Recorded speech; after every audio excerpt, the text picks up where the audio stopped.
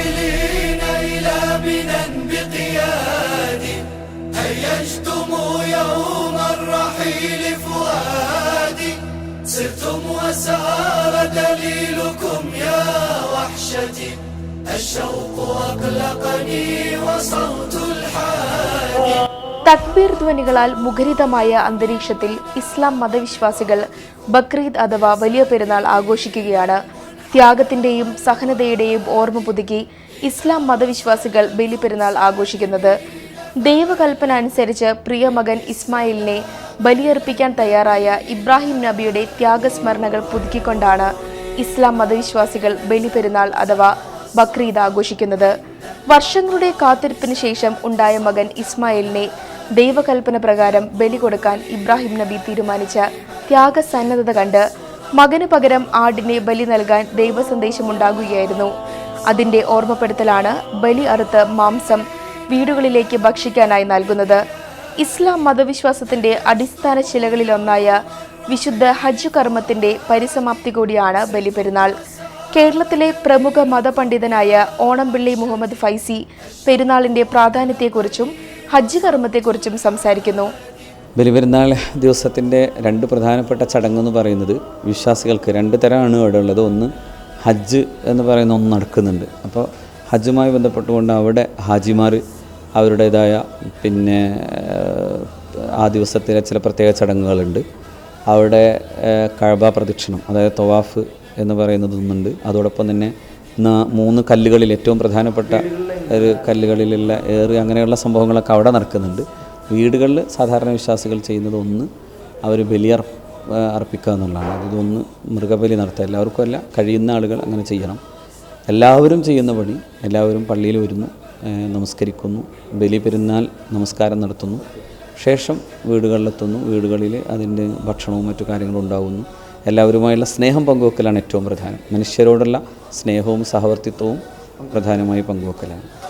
ഈദുൽ അദ്ഹ, ബക്രീദ്, ബലിപെരുന്നാൾ, വലിയ പെരുന്നാൾ, ഹജ്ജ് പെരുന്നാൾ എന്നൊക്കെ ഈ പെരുന്നാൾ അറിയപ്പെടാറുണ്ട്. അദ്ഹ എന്ന അറബി വാക്കിന്റെ അർത്ഥം ബലി എന്നാണ്. ഈദുൽ അദ്ഹ എന്നാൽ ബലിപെരുന്നാൾ. ബലിപെരുന്നാൾ എന്നതിൽ നിന്നാണ് വലിയ പെരുന്നാൾ ഉണ്ടാകുന്നത്. പതിവ് പോലെ പള്ളികൾക്ക് പുറമെ പ്രത്യേകമായി തയ്യാറാക്കിയ ഈദ്ഗാഹുകളിൽ പെരുന്നാൾ നമസ്കാരം നടക്കും. ഇതിനു ശേഷമായിരിക്കും ബലി അറുക്കൽ. കഴിയാവുന്ന മുസ്ലിം സഹോദരങ്ങളും ഹജ്ജിന് പോകണമെന്നതാണ് വിശ്വാസം. ഹജ്ജിന് പോകുക എന്നത് എല്ലാ സഹോദരങ്ങളുടെയും ആഗ്രഹമാണ്.